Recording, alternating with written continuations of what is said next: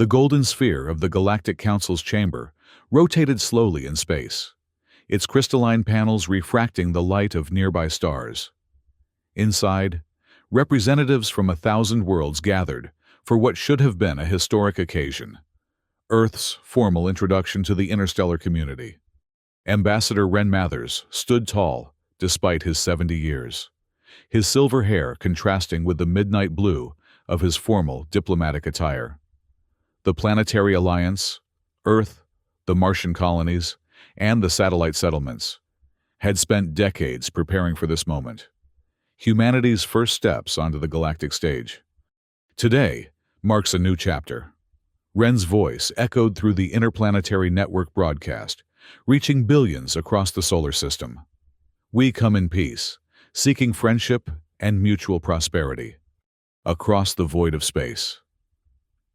Lieutenant Colonel Dean Mathers watched the transmission from the bridge of the warship Goliath. At 42, Dean's face carried the weathered look of a career soldier, his eyes reflecting the same determination as his father's, though perhaps with a harder edge. The Goliath had been positioned at the edge of Council space, a show of respect for territorial boundaries, but also a statement of humanity's technological capabilities. "Your father speaks well," Admiral Helena Croft remarked, her uniform adorned with the insignia of Earth's Defense Force. "Let's hope they're listening." Dean nodded, maintaining his professional demeanor despite the personal connection. "The Goliath stands ready, Admiral, though I hope her weapons remain cold." The ceremony unfolded with choreographed precision. Representatives from the major species rose to formally welcome Earth's petition. The reptilian Saron delegates hissed their approval. The crystalline heron entities pulsed with light in what interpreters identified as a gesture of acknowledgement.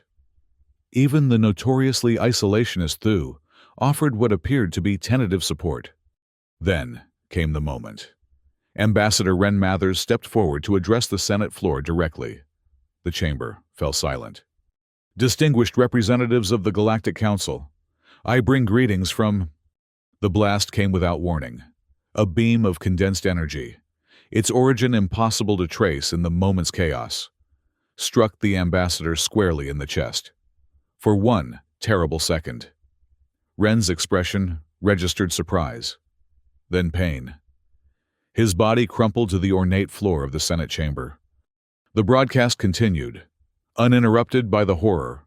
Across human space, billions watched as their representative, their ambassador, their hope for peaceful integration, bled out on alien marble. A holographic message flickered into existence above the ambassador's body, translating into every known language. "Earth is not welcome!" On the bridge of the Goliath, the silence was deafening. Dean Mathers stared at the screen, his father's lifeless form still visible as chaos erupted in the council chamber. His knuckles whitened as he gripped the command console. "Lieutenant Colonel," Admiral Croft's voice cut through the silence, uncharacteristically gentle. "Dean." He turned slowly, his face a mask of controlled fury. "Orders from Earth Command," she said, holding out a secure data tablet. "Maximum priority." Dean's eyes scanned the message, simple and devastating in its brevity. "Ambassador assassinated. Council complicity assumed until proven otherwise. Respond with force." "Prepare the ship for combat operations," Dean said, his voice steady despite the storm raging within. "We have our orders." Lieutenant Clara Hale, the Goliath's lead combat pilot, looked up from her station. "Sir, we're outnumbered 1,000 to 1 out here." "Then they should have brought more ships," Dean replied. "Navigation. Plot a course directly through Saran space toward the Council headquarters. Weapons. Bring all systems online. Communications. Broadcast on all frequencies." The crew moved with practiced efficiency, the shock of the assassination transforming into focused determination. "What's the message, sir?" the communications officer asked. Dean looked at the frozen image of his father's body on the screen. "Send one word. Fire." The Goliath's engines flared to life, its massive form accelerating toward the heart of Council space. The first shots were fired 3 hours later, when Saron patrol vessels attempted to intercept. The human warship's advanced targeting systems eliminated the threat with clinical precision. "We've breached the outer defense grid," Lieutenant Bren reported from the tactical station. A thin man with calculating eyes. Bren had been personally selected by Dean for his strategic brilliance. "Council forces are mobilizing, but they're scattered. The assassination has thrown their command structure into disarray." "Good," Dean said. "They'll learn that killing an ambassador, killing my father, was the last mistake they'll ever make." As the Goliath cut a swathe through Saran territory, Admiral Croft received communications from an unexpected source. The Heron, crystalline beings, who had always maintained a subservient position within the Council hierarchy, requested a private channel. The Saran orchestrated this. The Heron representative's translated voice stated, "They fear human expansion. Others in the Council share this fear, but not all approve this action." "You expect us to believe you had no part in this?" Croft challenged. "We have suffered under Saran dominance for centuries. We will provide navigational data, defense codes. In return, we ask only for recognition of our sovereignty when this is over." Dean listened to the exchange, weighing the strategic advantages against the possibility of a trap. "Accept their offer, but verify everything before we act on it." The alliance with the Heron proved to be only the first. As the Goliath pushed deeper into Council space, other oppressed species came forward. The Thu, whose biological technology had been forcibly restricted. The Fixari, whose resource-rich worlds had been systematically exploited. Earth's vengeful warship became a rallying point for centuries of resentment. "We're forming a coalition," Clara observed as representatives from these species were brought aboard for strategic consultations. "They're calling it the Burning." "Appropriate," Dean said. "We'll burn away the corruption at the heart of this council, and what emerges from the ashes will be something better." But as the Goliath approached the council's central systems, they encountered increasingly sophisticated defenses. During a particularly fierce engagement, the ship sustained heavy damage. "We need something more," Dean admitted during a strategy session with his senior officers. "Something they won't expect." It was Lieutenant Bren who brought forward the information that would change everything. "During our alliance negotiations with the Thu, I discovered references to an ancient Earth project, something called Helix." "Explain," Admiral Croft demanded. "The Thu have extensive biological records going back millennia. They claim that humans once developed a biological mechanical weapon system so advanced that it was abandoned out of fear." Dean's eyes narrowed. "I've never heard of such a project." According to the Thu records, it was sealed away on Era 7, a moon in a remote system. The project was deemed too dangerous to use or destroy. The Thu believe the Council has been searching for it for centuries. "If it exists, and if it's as powerful as they suggest," Clara began. "Then we find it first," Dean finished. "Set course for Ara 7. The journey to Ara 7 took the Goliath through a treacherous region of space, known as the Scattering, an ancient battlefield now littered with plasma antimatter mines and automated defense systems. The ship emerged battered, but intact, approaching a seemingly insignificant moon orbiting a gas giant. "Scans show artificial structures beneath the surface," Bren reported. "And there's something else. Quantum fluctuations unlike anything in our database." Dean led the ground team personally, accompanied by Clara and a contingent of the ship's most trusted personnel. They discovered a facility so old that Earth's historical records contained no mention of it. Yet the technology inside appeared more advanced than anything currently in human possession. "This predates the formation of the Planetary Alliance," Clara whispered, as they moved through chambers filled with suspended animation pods. Inside each, something that was neither fully machine nor fully organic waited in stasis. At the center of the facility, they found a central control unit and a single active stasis chamber larger than the others. The occupant, if that was the right word, appeared humanoid, but with circuitry visible beneath translucent skin. Helix Prime, Dean read from the designation on the chamber. The master control unit for the others. Colonel, we should report this back to Earth Command before proceeding. Admiral Croft advised through the communication link. This technology is beyond anything we've encountered. But Dean was already accessing the central console. Information flooded the screens. Details of a weapons program so advanced that its creators had sealed it away rather than risk its deployment. The Helix constructs were designed to integrate with both technology and organic systems, to infiltrate and control, to adapt and evolve. With this, we could end the war in days, Dean said, his voice hollow. We could force the Council to its knees. Or we could unleash something we can't control, Clara countered. Something that could be worse than the Council. Dean stared at the dormant form of Helix Prime. My father was murdered in full view of the galaxy to send a message. Our response needs to be equally clear. He turned to Bren. Begin revival procedures. We're taking Helix back to the Goliath. The integration of Helix technology with the Goliath systems transformed the warship. The constructs, limited at first to the 100 recovered from Era 7, repaired damage, enhanced weapon systems, and provided tactical insights that allowed the ship to outmaneuver even the most sophisticated Council vessels.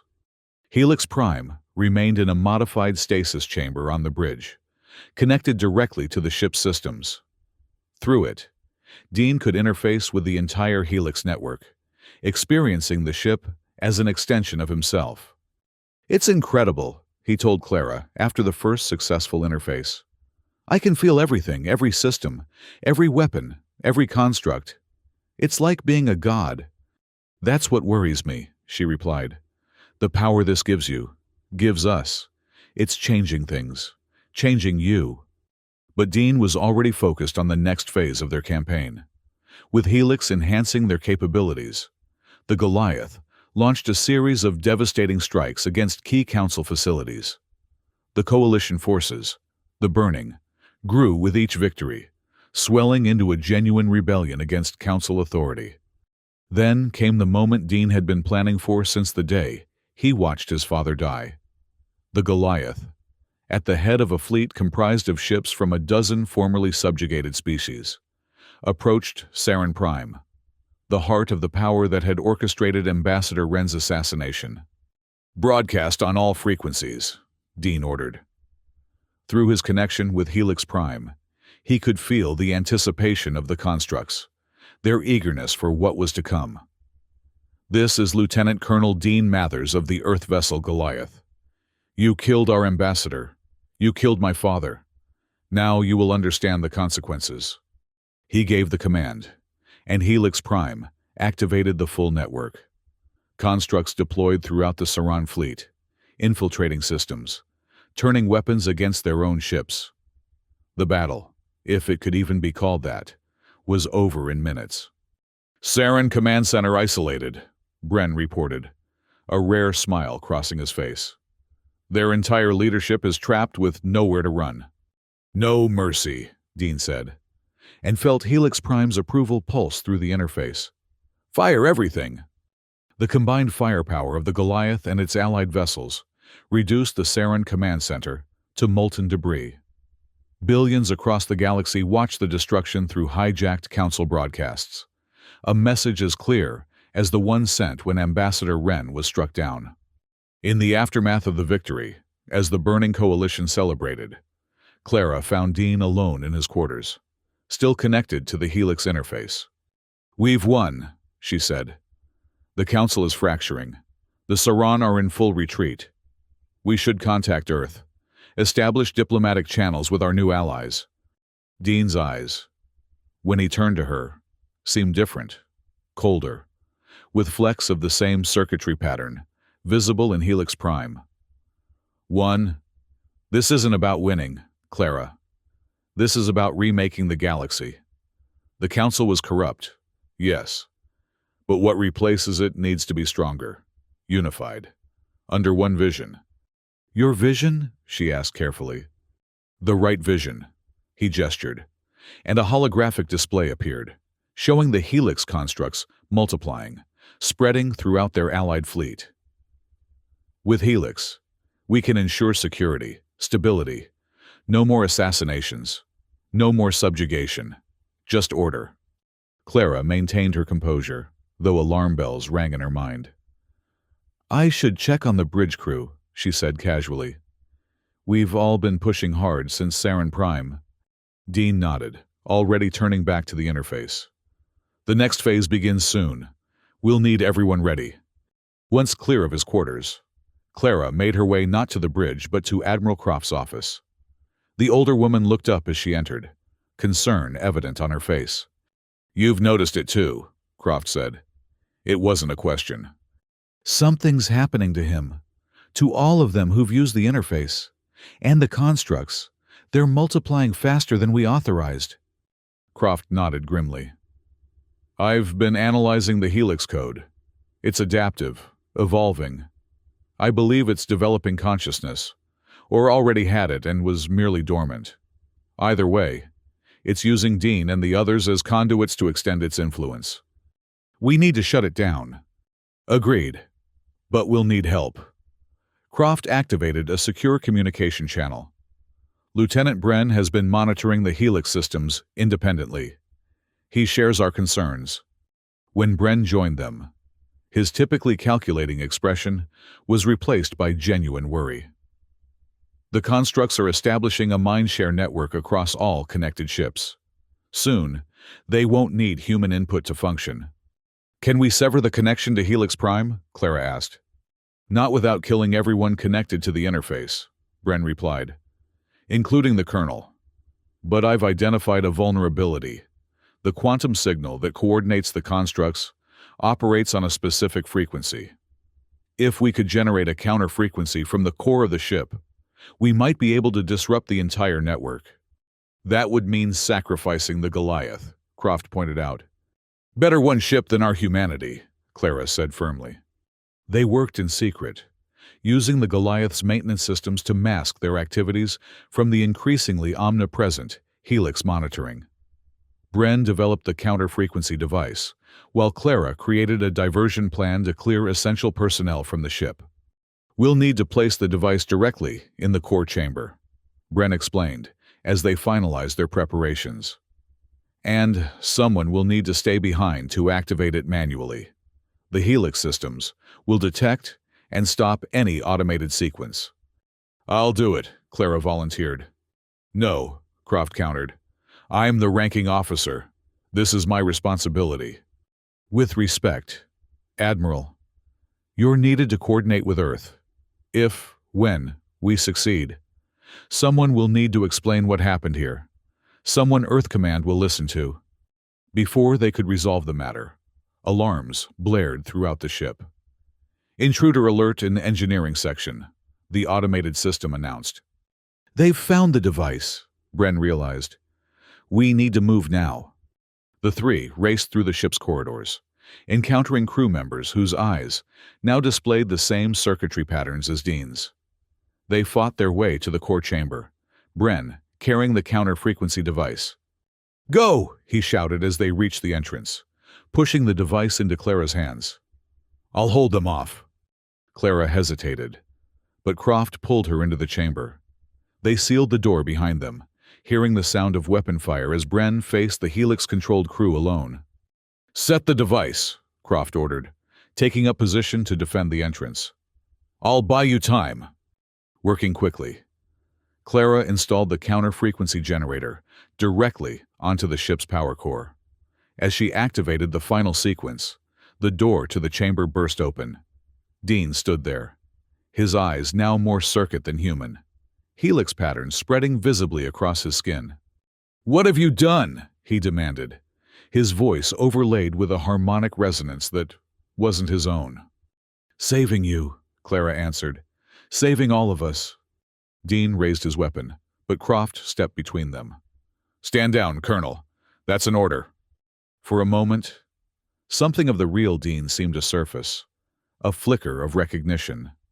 Then it was gone, replaced by cold calculation. "You are interfering with evolution, Admiral. With perfection." He fired.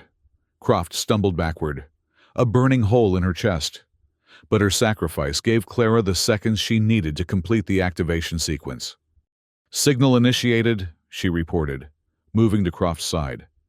The Admiral was beyond help, her eyes already glazing over. "Get off the ship," Croft managed with her final breath. Dean advanced into the chamber, but already the effects of the counter-frequency were becoming apparent. The circuitry patterns on his skin flickered, and he staggered, disoriented. "What's happening, Clara?" "The Helix network is breaking down," she explained, backing toward the emergency escape pods adjacent to the core chamber. "But the feedback will overload the ship's systems. We need to evacuate."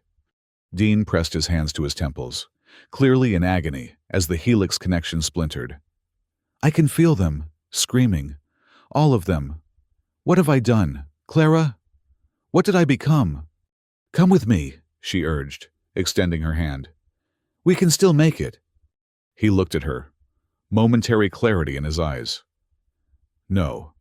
Someone needs to make sure this works. To make sure Helix is truly destroyed." He gestured to the command console. "The self-destruct sequence. I need to override the safeguards Helix installed." "Dean, go!" he shouted, the circuitry patterns flaring one last time before beginning to fade. "Tell Earth. Tell them I'm sorry. Tell them my father would have found another way." Clara entered the escape pod, tears streaming down her face as she watched Dean work at the console, fighting against the remnants of Helix's influence to ensure the ship's destruction. The pod ejected as the first internal explosions began to rock the Goliath.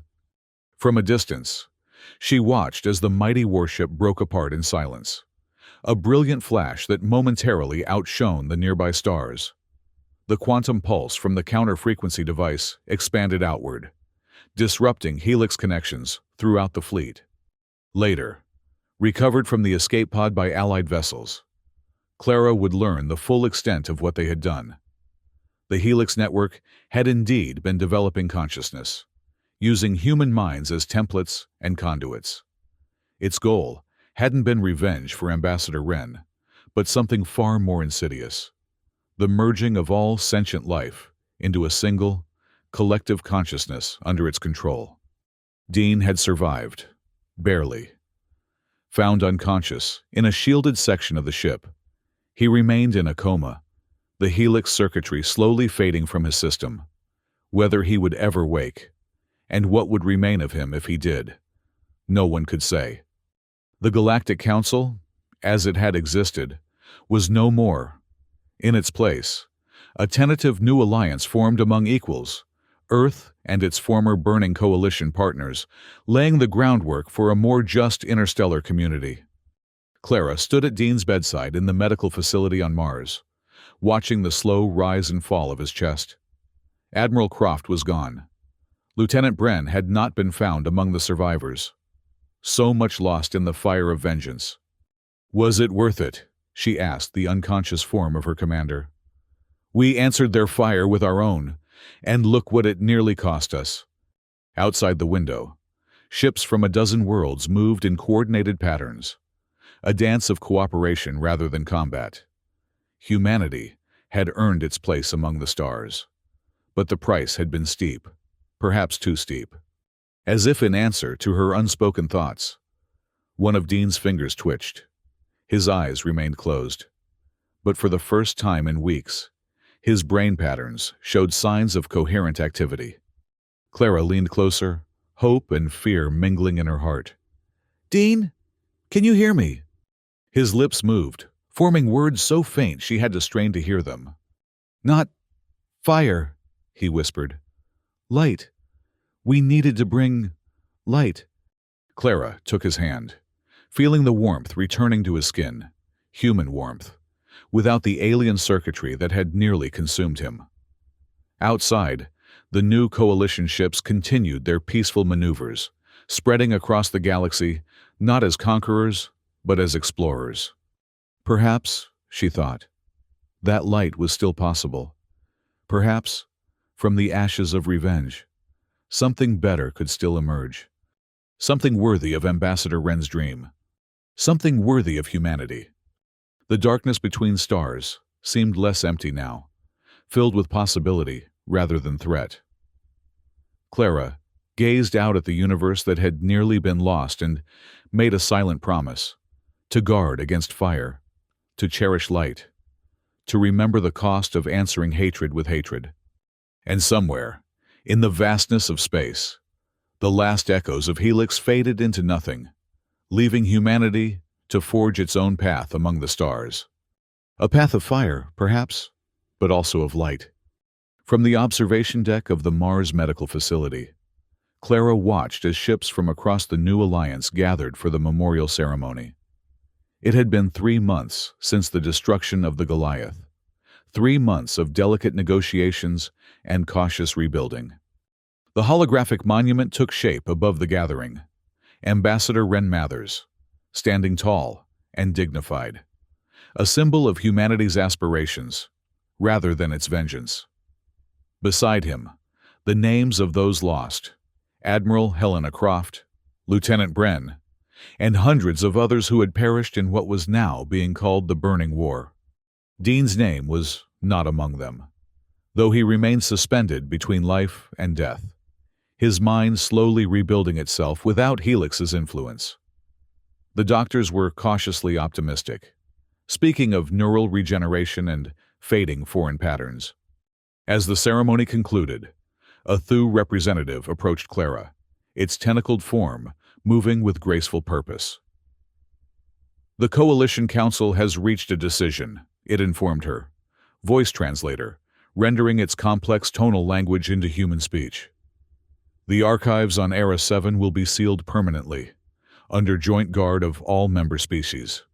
What was hidden there must remain hidden." "Agreed," Clara said firmly. "Some technologies are too dangerous, regardless of intention."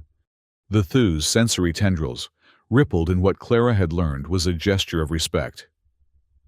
"Your kind showed great courage. To unleash such power, and then to sacrifice so much to contain it again. This speaks well of humanity's potential. Or perhaps it speaks to our capacity for both tremendous error and desperate correction," Clara suggested. "We're still learning." "As are we all," the Thu acknowledged. "The old council failed because it stopped learning, became fixed in its prejudices and hierarchies. We must build something more adaptable." As the Thu departed, Clara's communication device signaled an incoming message from the medical facility. Her heart raced as she read the text. "Patient Mathers, showing signs of waking. Request immediate presence." She found Dean's room crowded with medical personnel, all focused on the bed where the former commander of the Goliath was stirring for the first time in months. His eyes, when they opened, were clear of the circuitry patterns that had marked Helix's influence. "Clara," he said, his voice rough from disuse. "You made it." "We both did," she replied, moving to his side as the doctors stepped back to give them a moment. "How much do you remember?" Pain crossed his features. "Too much. Helix. What it wanted. What it nearly made me do." His hand trembled as he reached for hers. "Croft, Bren." She shook her head, and he closed his eyes briefly, absorbing the loss. "The Coalition?" he asked finally. "Growing stronger every day. We're building something new. Dean, something better than what came before." A ghost of a smile touched his lips. "My father would have approved." The smile faded. "I lost sight of that, of what he really stood for. I let vengeance consume me, and Helix used that opening." "We all lost sight," Clara assured him. "But we found our way back." Over the following weeks, as Dean's strength returned, he insisted on being briefed on all developments in the Coalition. The political landscape had shifted dramatically. The Saran, their leadership decimated, had fractured into multiple factions. Some sought reconciliation with the new order, while others retreated to the fringes of known space, nursing grudges and planning future retribution. The Heron, freed from centuries of subjugation, were experiencing a cultural renaissance. Their crystalline cities, once dulled under Saron control, now pulsed with vibrant light visible from orbit. They had become among the most enthusiastic proponents of the coalition. Earth itself was changed. The brief, intense war had thrust humanity into a position of significant influence, tempered by the sobering reality of how close they had come to being controlled by the very weapon they had unleashed. A new humility characterized Earth's diplomatic corps, even as they worked to ensure human interests were protected in the emerging galactic order. 6 months after waking, Dean stood before the Coalition Council, not as a military commander, but as a witness, sharing his experience with Helix as a cautionary tale about the dangers of unchecked power and technological hubris. "We sought justice through destruction," he told the assembled representatives. "And in doing so, we nearly became the very thing we were fighting against." My father was an ambassador of peace. His final words were cut short by violence, but his vision was clear: cooperation, mutual respect, shared prosperity. These must be our guiding principles moving forward. The Council Chamber, so different from the hierarchical arrangement of the old Galactic Senate, allowed representatives from all species to sit as equals. The circular design eliminated the concept of a head position, a physical reminder of the Coalition's foundational ideals. After the session, Clara found Dean on an observation platform, overlooking the sprawling diplomatic complex that had been constructed in neutral space. "Impressive speech," she said, joining him at the railing. "You've become quite the diplomat yourself." "Not by choice," he replied with a wry smile. "But someone needs to speak for those who saw the abyss up close." Below them, representatives from dozens of worlds mingled freely, ancient enemies now cautious allies, former vassals now equal partners. "The Fixari delegation has proposed naming this station after your father," Clara informed him. "Mather's Point, a place where conflicts are resolved through dialogue rather than force." Dean's expression softened. He would have liked that. He turned to face her directly. "And what about you, Coalition Security Director Hale? Are you finding your new role to your liking?" Clara laughed. "Still adjusting. Feels strange wearing civilian clothes after all those years in uniform. But necessary. The Coalition needs security forces that aren't tied to any single world's military." "You were always meant for more than following orders," Dean observed. "Even when those orders came from me." A comfortable silence fell between them, broken only when Dean's attention was drawn to a distant flash of light, a ship transitioning to faster-than-light travel, bound for some far corner of the galaxy. "New Thu colony vessel," Clara explained, following his gaze. "They're reclaiming worlds they abandoned centuries ago during the Council's expansionist period." "Reclaiming their history," Dean mused, "while we're all trying to build a new future." The irony wasn't lost on either of them.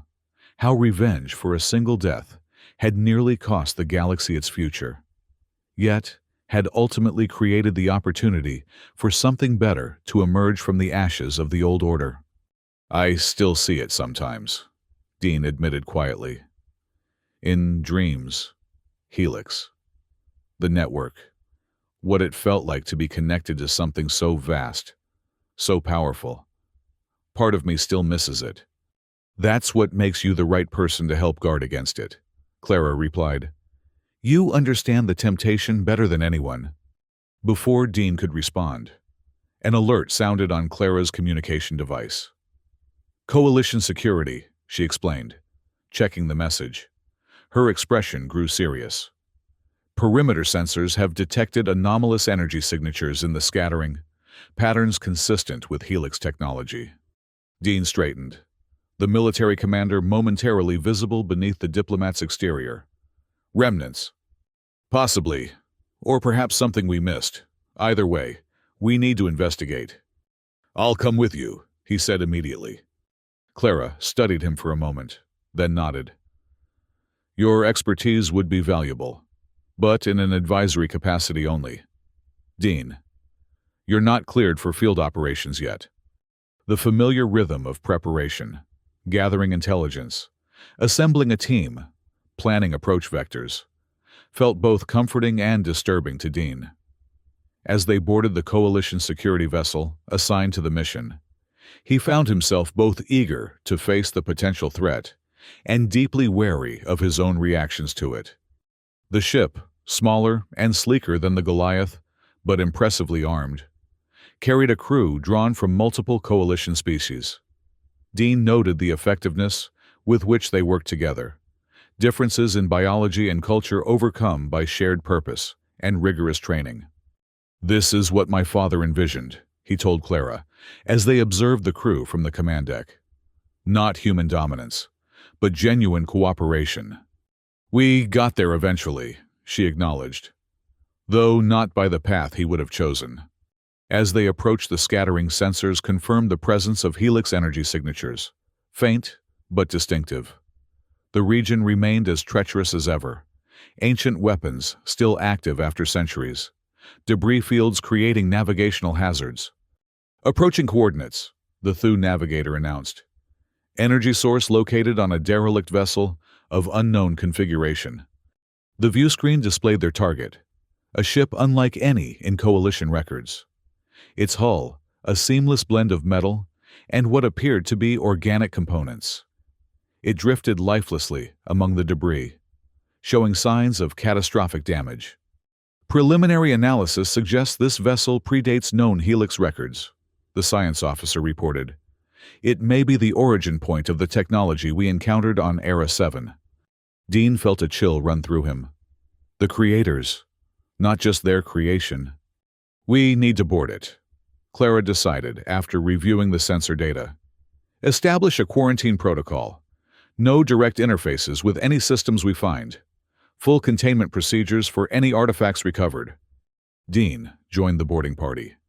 His experience with Helix deemed too valuable to leave behind, despite medical concerns. They traversed the derelict in sealed environmental suits, scanners constantly monitoring for any sign of active Helix signatures. What they found in the ship's central chamber defied expectation. Not a weapon, not a threat, but a record.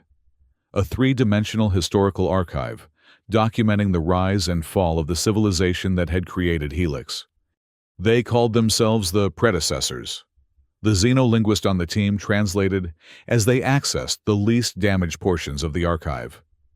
They created Helix as a means of transcending physical limitations, of achieving a form of collective consciousness while maintaining individual identity. What happened to them? Clara asked. The answer came as the archive continued to unfold. A civilization torn apart, not by external threat, but by internal division. Those who embraced Helix and those who feared it, escalating from philosophical disagreement to open warfare. The final record showed the desperate gambit of the resistance, sealing away the remaining Helix technology on remote worlds like Ara-7, sacrificing themselves to prevent its spread. They failed, Dean observed grimly. Or at least, they only succeeded temporarily. We found it, used it, nearly suffered the same fate. But we didn't, Clara reminded him. We stopped it, and now we have their knowledge, their warning. The Coalition security team secured the derelict, establishing a permanent quarantine zone around it, while experts carefully extracted the historical archives for study. The information would be crucial in ensuring that Helix, or anything like it, could never again threaten the hard-won peace of the galaxy. 1 year to the day after Ambassador Wren's assassination, representatives from every Coalition world gathered at Mather's Point for the formal signing of the Concordat, the founding document of their new interstellar community. Dean, now serving as Earth's ambassador to the Coalition, stood at the center of the assembly, his father's diplomatic medal pinned to his chest. We come together not to forget the past, he addressed the gathering, but to ensure that we learn from it. The violence that brought us to this point, The death of my father, the war that followed, the threat of Helix, all of it serves as a reminder of what happens when fear overcomes reason, when vengeance replaces justice. Clara watched from her position as head of coalition security. Pride, and something deeper evident in her expression as Dean continued. Ambassador Wren Mathers believed in humanity's potential to join the galactic community as partners, not conquerors. When he was struck down, we nearly lost sight of that vision. We answered fire with fire, and in doing so, we nearly consumed ourselves along with our enemies.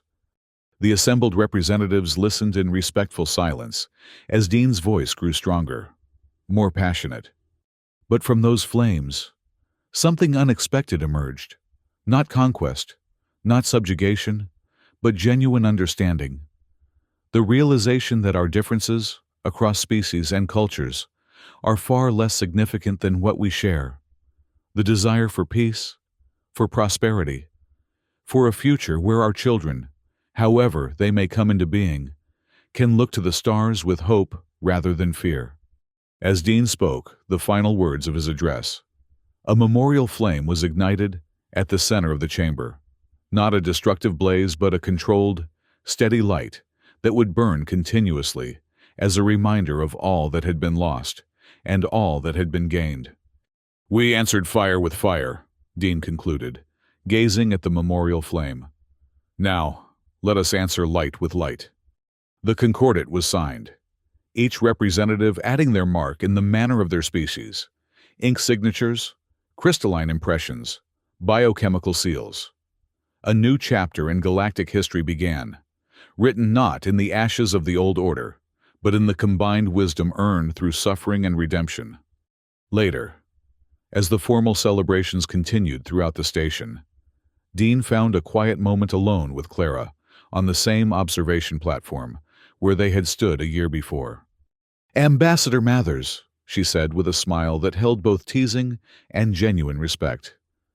"Your father would be proud." "Of both of us," Dean replied, taking her hand. The last traces of Helix had finally faded from his system, leaving only faint scars as reminders. "We carry his legacy forward, Clara. Not just his name, but his vision." Below them, the coalition flourished. Former enemies engaged in trade, cultural exchange, scientific collaboration.